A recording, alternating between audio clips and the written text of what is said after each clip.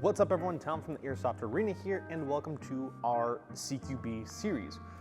Previously, I think 2 years ago, we did a CQB series for the Airsoft headquarters, and that was pretty basic, how-to tutorials stuff. And it's just very deep right now with all the footage that we've accumulated. So, Airsoft Arena channel makes a little more sense to have a little more CQB-esque type of how-to videos. A little bit of background for me. I've been playing for about 10 years now. I am one of the referees and the managers down here. The arena is actually my home field. This is one of the first fields that I started playing at when I started doing Airsoft. So it's pretty second nature to me. So in particular, what is CQB? CQB is an acronym for Close Quarters Battles. It also goes by CQC, Close Quarters Combat, and there's a couple other terms or vernacular to describe close engagements of force on force, which is essentially what this is. Now, if we want to break that down even further, most military doctrine are going to describe as CQB being anything within 100 meters, 110 yards, which is pretty accurate. I would agree with that. Most times CQB or CQC is usually referred to as indoors, very close quarters within a rural environment, but really CQB can also be described for close quarters outdoors, around structures or in hillsides. While that's not a traditional type of engagement for CQB, the description of close quarters battles definitely still fits within there. So while we may not have an outdoor environment to showcase some of those, we definitely have access to most close quarters, the CQB type of stuff. So that's what we're gonna go over.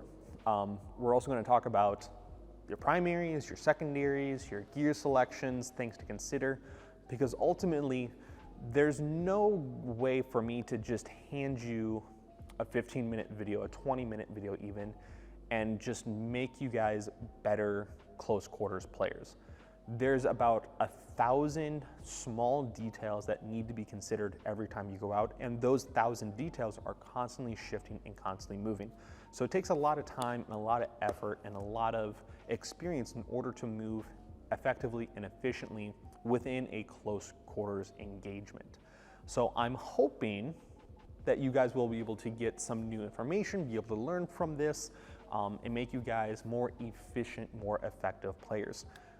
So with that, let's kind of get into it. So before we actually get into the tactical know-how, into how to move super tactically, we got to understand the mindset and how to be an airsofter.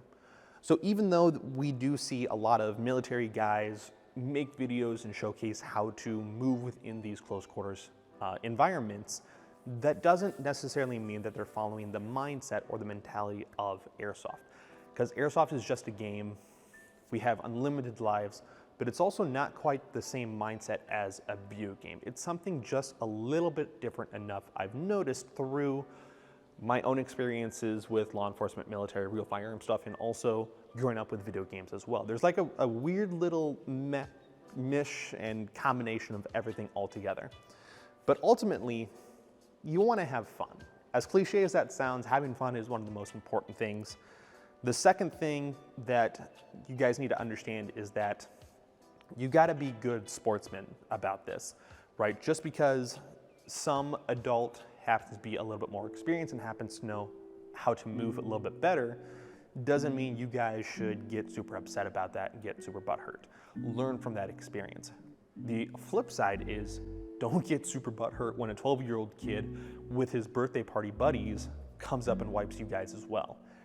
Don't get upset about that because they're also having fun and they're happen to come in a big mass wave when you weren't expecting it. So you are going to have some setbacks. You are going to have not fun experiences, but allowing yourself to be so encumbered by those negative experiences is what makes having fun in Airsoft a little bit harder to do. So take everything worth a grain of salt. The other thing to consider is that these are Airsoft toys. They're small ball bearings going through a smooth bore and they're just innately going to have some inconsistencies, some inaccuracies, and they're just not going to be the most perfect of performance. So if you come from a background of real firearms, then yes, these are not going to perform not even close to the same type of consistency and accuracy of real firearms. And that's something you just have to wrap your head around. If you haven't seen my review videos at the Airsoft Headquarters YouTube channel, I'll do 100-foot accuracy tests. And a lot of times they don't perform really well. They can't even hit a profile-sized target just because that's purely the nature of airsoft guns. That's just reality. So I would say that for a proper CQB type of engagement, usually 100 feet and in is where you're going to find yourself most often doing true CQB stuff, hitting tight corners, taking knees, finding those hard angles, so on and so forth, compared to the real military or real world firearms. Just this past weekend, I had an experience where at 120 yards with a real firearm, I may have been able to engage those guys, but with airsoft guns, I can only use a scope in order to identify where they're moving to, what they may be carrying with them, if they're carrying objectives, so on and so forth. So there's a weird disconnect where you can see the guys, but you're not able to engage them. And even if you get significantly closer to where you can see what the camo detail is, that doesn't guarantee you'll be able to hit them either as well. So most of airsoft engagements do tend to be more CQB compared to the real world or even video games. So these are all things to consider and kind of evolve into your movement and your play style if you want to get into airsoft or as you continue to airsoft. So going back to, there's certain law enforcement and military guys that are making videos.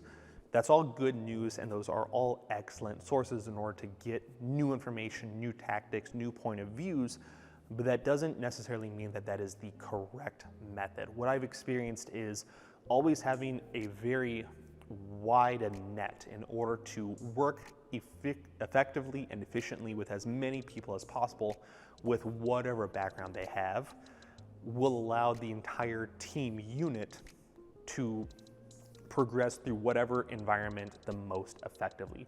For example, if I happen to be running with guys that have experience with just having real firearms, and there's a guy that has SWAT experience, and then, there's an Army veteran, there's a Marine veteran who's a younger generation.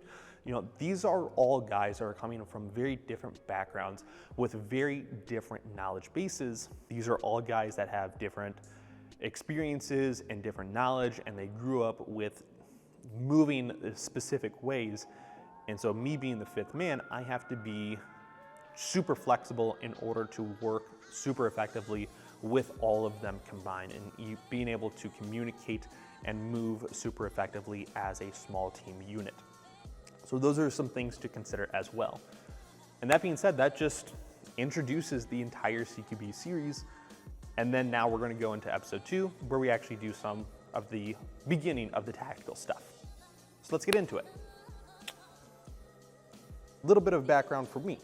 I've been playing for about 10 years now. I am one of the referees and the managers down here. The arena is actually my home field. This is one of the first fields that I started playing at when I started doing airsoft. So it's pretty second nature to me. So in particular, what is CQB?